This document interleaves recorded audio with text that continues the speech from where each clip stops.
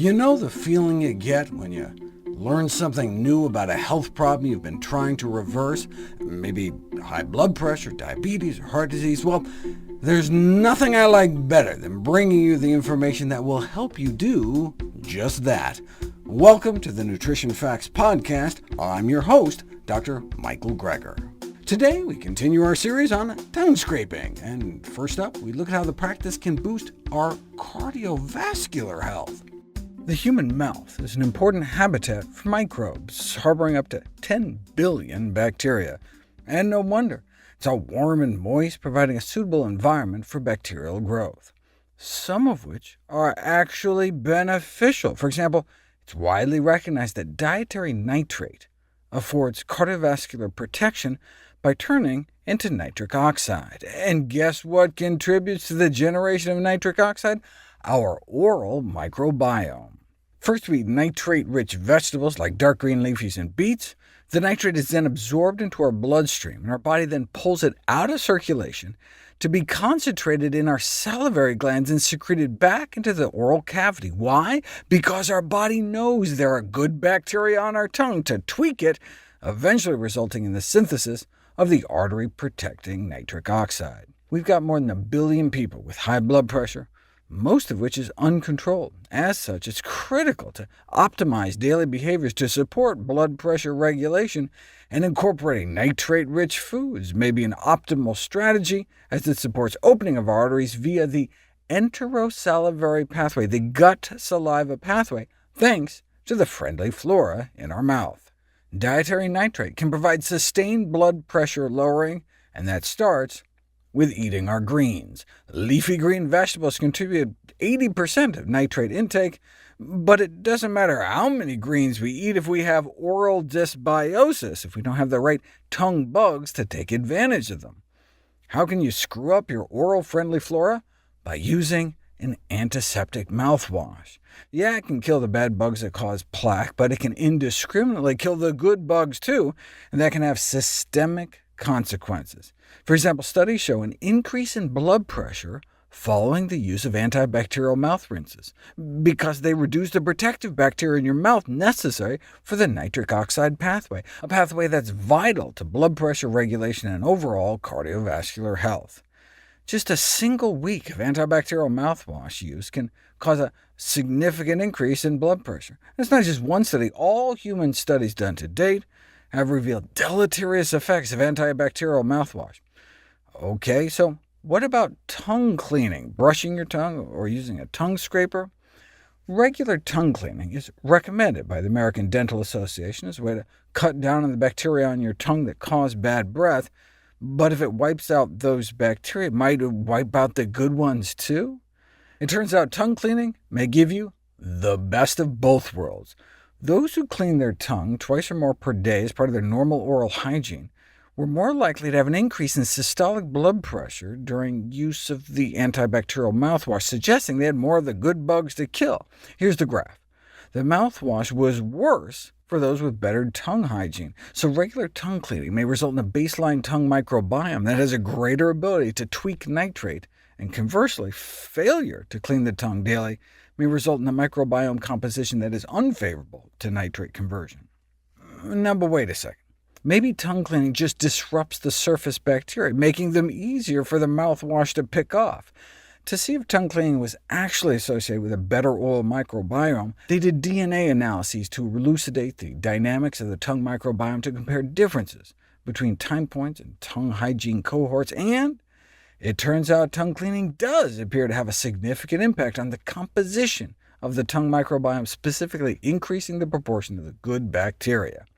So, based on this study, tongue cleaning assumes a new importance from the perspective of blood pressure regulation, as daily tongue cleaning appears to favor the increased abundance and metabolic activity of the nitrate-metabolizing species like Neisseria, whereas failure to clean the tongue daily may result in a microbiome composition that is less favorable to nitric oxide production.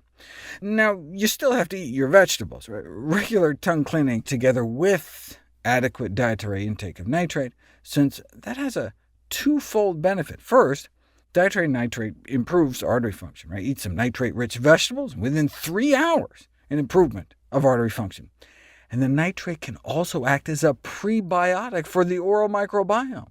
The most abundant, best nitrate converter is Neisseria flavescens, and you can boost its abundance after feeding it with vegetables. After 6 weeks of beet juice that's had its nitrate removed, not much change, but after 6 weeks of regular beet juice, and Neisseria jumps right up, making your mouth a nitric oxide-making machine. And if you look at the association between nitrate-reducing oral bacteria and cardiometabolic outcomes, having more of this good bacteria in your mouth is linked to all sorts of cardiometabolic benefits, letting you take full advantage of the veggies you eat. What if all you ate was plants? The impact of a vegan diet on the human salivary microbiome and a fully plant-based diet was associated significantly with more of the good Neisseria bugs that help you churn out nitric oxide. So not only does eating plant-based boost the beneficial bacteria at the end of your digestive tract, but at the beginning too. And eating nitrate-rich vegetables like greens doesn't just boost the good bacteria, but beats down the bad guys, the bacteria that cause cavities, bad breath, and gum disease. And indeed, if you feed people lettuce or lettuce juice, so you can do a randomized, double-blind, placebo-controlled trial with a lettuce juice control that's had the nitrate removed, you can significantly improve the health of your gums with greens. The researchers conclude that dietary nitrate consumption may be a useful adjunct to the control of chronic gingivitis. So when reviews suggest there's no reason to clean your tongue unless you have bad breath, and in the absence of a coating on your tongue there's no reason to clean it, that was all before this new data, which suggests additional benefits. The only caveat would be those with heart valve problems or a pacemaker or anything else that puts you at risk for endocarditis, an infection within the heart. You may want to stay away from tongue scraping, given this case report tentatively tying the two together. Just like you can get a heart infection after tongue piercing, tongue scraping may introduce a few bacteria into your bloodstream that could be hazardous for someone at risk. Finally today, we look at the best technique and frequency for tongue scraping. Previously, I've explored how tongue cleaning may be the best way to cut down on bad breath, and have the remarkable side benefit of potentially helping with blood pressure regulation, as daily tongue cleaning appears to favor the increased abundance and metabolic activity of the good bacteria on your tongue that help you make your body's natural artery dilator, nitric oxide. But there's another way tongue cleaning may improve your blood pressure. After 2 weeks of tongue cleaning, you can improve your sensitivity to tasting salt, and a follow-up study found that just a single cleaning can do it. They applied a drop of tomato soup to people's tongues before and after they cleaned their tongues with a plastic tongue scraper with the adorable name Scrapey, and they experienced a significant increase in salt taste intensity. Why is that good? Because if a simple tongue cleaning could change the perceived intensity of salt, it could be used to rapidly make lower salt concentrations more acceptable to people without changing the palatability of the food. They therefore recommend that people scrape their tongue every day in order to adapt to foods with lower salt concentrations to effectively decrease their taste for death. After all, excess sodium intake is the deadliest thing about the human diet, responsible for millions of deaths every year. So that benefit alone could justify tongue cleaning. OK, so what's the best way to do it? A systematic review and meta-analysis conclude that tongue cleaning offers benefits. However, there is insufficient evidence to recommend a specific frequency, duration, or method of tongue cleaning. But let's see what data are out there. Tongue scraping was found to be slightly more effective than tongue brushing in treating bad breath, perhaps due to the fact that the width of a toothbrush is smaller than the width of a tongue scraper. But there are now toothbrushes on the market with a tongue scraper on the back of their head. Here's what they look like, and they seem to have a similar performance in terms of breath improvement. Some people feel that tongue brushing is more gag-inducing than tongue scraping, so appear to prefer scrapers. On the other hand, if you just brush your tongue, you don't have to buy an extra gizmo. Technique-wise, you want to make sure you include the back of your tongue, and importantly, the cleaning should be gentle to prevent damaging your tongue. Cleaning too hard with a tongue scraper can risk tongue injury, and you should just clean the top surface of your tongue, not the sides of your tongue. How often should you do it? Well, toothbrushing should be twice a day, but the tongue cleaning recommendations seem to be more uncertain. So researchers decided to study the rate of reformation of tongue coatings after scraping.